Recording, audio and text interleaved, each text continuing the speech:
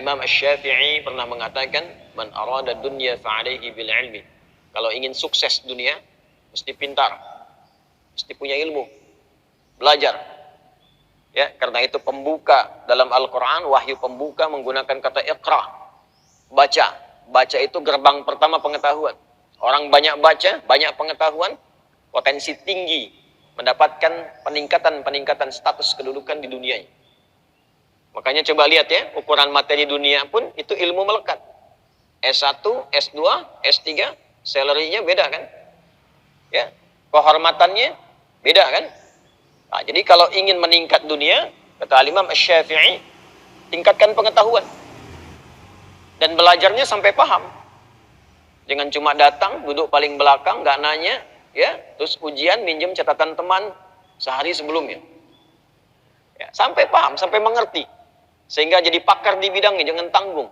Ya, fikih sekalian, kata Quran fikih sekalian. Quran surah 9 ayat 122. Insan beriman itu kalau belajar, ya, dia pastikan apa yang dia pelajari paham. Tidak keluar dari ruangan sampai dia mengerti apa yang dipelajari. Dia tafaqahu fid din. Kemudian waman aradal akhirah fa'alaihi bil ilmi. Kalau menginginkan sukses akhirat pun kata Imam Asy-Syafi'i, itu modalnya ilmu juga. Ilmu juga. Ya, bagaimana bisa sholat kalau nggak ada ilmunya? Ya, bagaimana bisa zakat dengan benar kalau nggak tahu ilmunya? Kepada siapa dikeluarkan? Kalau nggak tahu ilmunya, nggak paham cara menunaikan sholat, nggak tahu bilangannya, besok-besok nanti subuh 4 rakaat. Ya, kalau nggak tahu tentang ilmu akidah dengan benar, didoktrin orang, tiba-tiba tembak orang, bom orang, bunuh orang dengan cara yang tidak benar, alih-alih pengen ke surga, masuknya neraka jahanam nggak keluar-keluar. Hati-hati. Wa may yaqtul mu'mina muta'ammida fajaza'uhu jahannam wa ghadiballahu 'alaihi khalidan fiha wa ghadiballahu 'alaihi wa la'anahu wa 'adda lahu 'adzaban 'azima. Siapa yang sengaja merencanakan pembunuhan dan korbannya ada satu orang beriman saja, satu saja, maka ancamannya, tuh ancamannya, pidana itu ancamannya, ya, neraka jahanam, kekal di dalamnya, nggak keluar-keluar. Allah murka kepadanya, Allah melaknatnya, dan dijanjikan sudah masuk jahanam, siksanya berlipat kata Allah. Jahanam saja sudah nggak kebayang, dan siksanya berlipat. Tuh, tergambar ya tuh, ya, tergambar ya tuh. Surah An-Nisa itu, ya, ayat 93 itu sampai dengan 94, itu merencanakan pembunuhan sengaja. Dan saya lihat sekarang, itu kayaknya tidak meresap kepada jiwa-jiwa insan yang mengaku beriman. Hampir tiap hari kelihatan tuh, terdengar, terbaca peristiwa-peristiwa yang sampai saking mudahnya menghilangkan nyawa, padahal ancamannya tinggi. Ya. Bagaimana kalau bukan beriman? Faka'annama qatalan nasa jami'a. Hati-hati. Satu manusia pun, itu di sisi Allah kalau sengaja itu terjadi, itu dosanya seakan membunuh semua manusia. Tinggi. Ya. Karena itu biasanya kalau ada satu pasal dalam undang-undang bahkan di kita itu yang ancamannya tinggi, berarti perbuatannya berbahaya. Ya. Coba lihat narkoba, itu kan, terorisme dan macam-macam yang lainnya, ancaman pidananya tinggi kan, hukuman mati atau bahkan seumur hidup. Intinya ingin menunjukkan ada perbuatan yang sangat berbahaya, jangan dilakukan. Ya, nah itu sebetulnya sudah fitrah kehidupan. Al-Quran membawa fitrah yang sama, kenapa disoal? Ya, jadi ketika ada hukum misal semacam, kata Allah disampaikan, ini ya, daripada orang mencuri, potong tangannya. Kalau orang mau bunuh, pikir dulu, dikisos nanti dibunuh lagi, ancamannya hukuman mati. Pembunuhan, ya, ancamannya hukuman mati, dikisos tuh hukuman mati ancamannya. Ya, untuk pembunuhan. Kenapa mesti disoal? Kan sama saja dengan logika berpikir dalam konteks hukum manusia.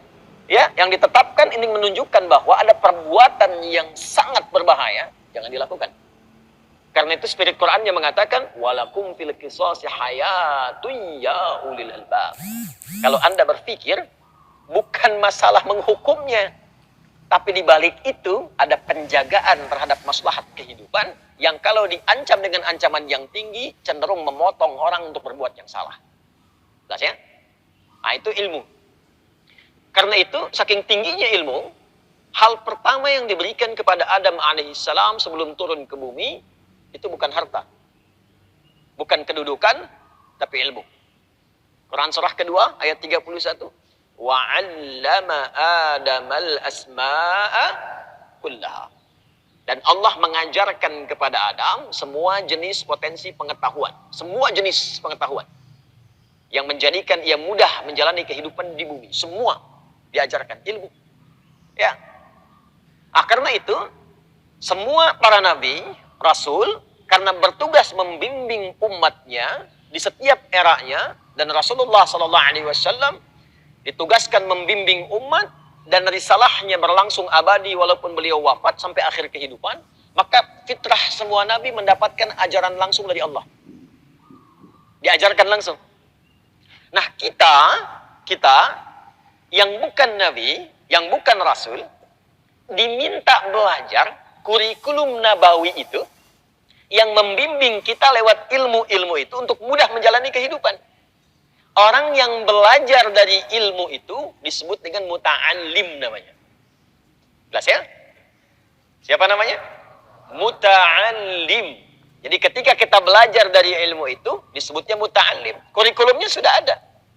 Sumber pertamanya Quran, wahyu tingkat tertinggi. Orang bikin buku cari-cari begini, nulis belum tentu benar. Ini langsung dari Allah nih kurikulum hidup. Detailnya nanti di mana?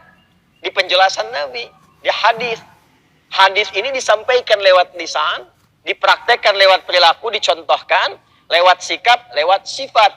Nanti diabadikan dalam perilaku. Ketika jadi perilaku disebut dengan sunnah. Disusun jadi kurikulum oleh para ulama hadis kita. Jadilah kitab. Kitab itu kurikulum hidup.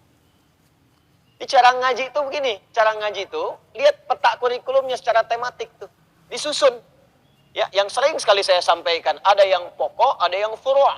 Yang pokok tuh kayak kita toharah, apapun Anda profesinya, mau pejabat, mau diplomat, birokrat, mau rakyat biasa, mau guru, pengajar, teknokrat, arsitek, tetap wudu kan?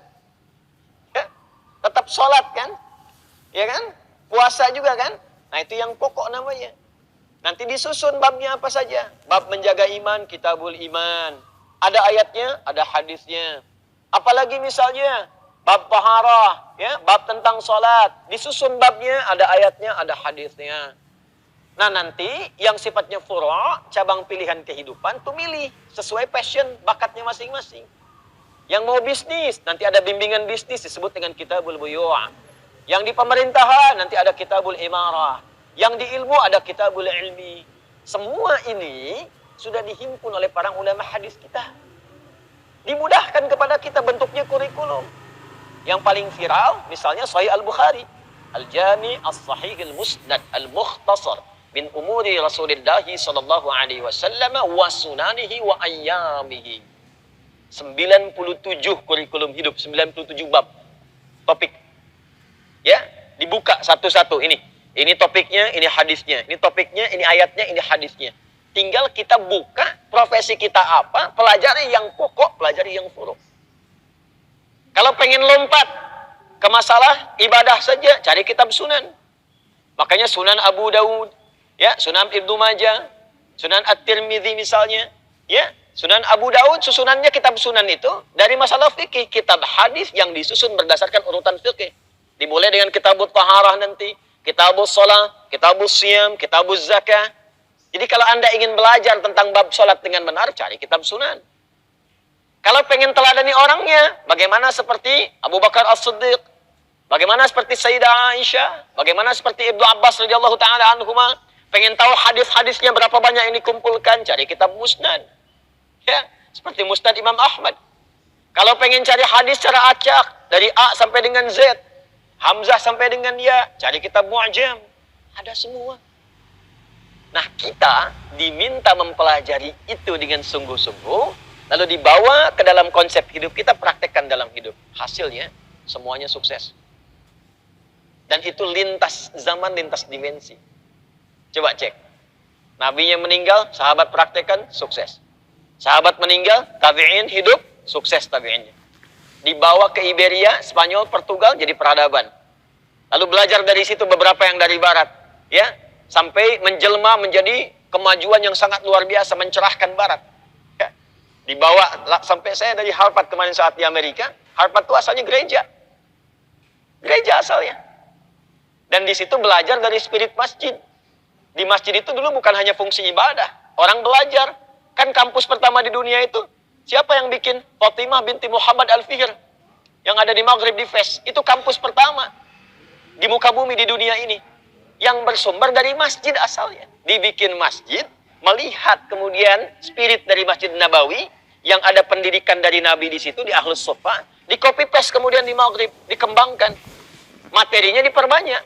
Di situ ada matematika, ada fisika, ada kimia, selain tafsir, hadis, dan sebagainya. Eropa datang ke situ. Ya, pada belajar ke situ, termasuk utusan-utusan gereja, belajar ke situ. Ya, dan itulah beliau yang ahli syam, ahli tahajud. Fatimah binti Muhammad Al-Fihr ini ahli puasa, ahli tahajud. Dari Qairawan asalnya. Dari Tunisia. Saya pernah ke Qairawan. Dan itu yang pertama kali mendesain toga. Toga wisuda itu yang desain itu perempuan orang Islam. Gak banyak orang tahu itu. Makanya awalnya segi 4, hitam kan? Ya, itu spiritnya dari Ka'bah. Ini bukan ilmu takatik ya. Ini nyata ini, baca. Ya, baca. Ini asalnya dari Ka'bah, 4 sudut, 4 sisi, warnanya hitam. Maksudnya apa? Sekalipun sudah banyak ilmu, tawadhu, hadapkan dirimu. Walli wajhaka syatral masjidil haram. Niatkan ikhlas karena Allah. Ditarik ke kita jadi kopea. Hitam tuh. Makanya tidak disebut qalansuah. Bahasa Arabnya kan bukan kopea ini, peci ini. Tanj atau qalansuah. Kenapa dibilang kopea? Dari kata khufyah. Khufyah itu takut, tunduk. Kalaupun banyak ilmu tuh menunduk. Jangan sombong. Kalau udah pakai kopiah itu tunduk, jangan sombong. Kalaupun mau banyak, jangan mudah salahkan orang. Ya, tenang, baik. Pakai baju koko, baju takwa, walibasu takwa dzalika khair. Bawahnya sarung. Kok sarung? Kan bahasa Arabnya izar. Kenapa bukan izar? Dari syar'an, sarungan. Hidup itu pakai syariat, syar'an. Hiduplah dengan syariat. Gunakan takwa. Kalau sudah soleh, tunduk. Kakinya pakai baqiyak, al-baqa wal yakin. Itu asalnya. Makanya orang pesantren pakai baqiyak kan? Ya, baqiyak itu dari mana katanya itu? Al-baqa wal yakin. Ya, melangkah dengan yakin pasti, wal baqa lillah, karena Allah. Itu asalnya. Orang tua kita itu enggak banyak dulu materinya, cuman dipraktekan. Orang sekarang banyak materi, nggak dipraktek-praktekan gitu. Banyaknya diperdebatkan.